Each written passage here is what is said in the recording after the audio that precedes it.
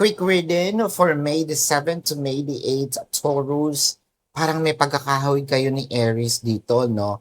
I shuffle the cards, pero ang lumabas ay Ten of Swords, the Four of Pentacles, and the Death card. So as you can see, baka meron kang cusp na Aries, kaya ganito din ang iyong somewhat similar, no, yung inyong reading dahil parang tapos na, wala na yung relationship.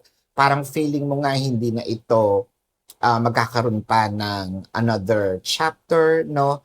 Pero kasi ang nangyayari, ayaw ka naman pakawalan. Kung kailan ka naman nag-move forward or parang feeling mo you are ready to move forward, ayaw naman niya.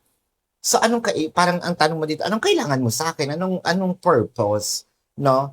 Sabi mo wala na, sabi mo ayaw mo na, pero ayaw mo rin ako mag-move on.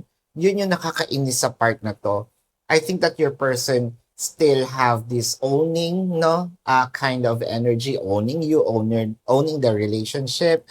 I also don't know how you're going to take this, but this is your quick reading for May the 7th to May the 8th, Taurus.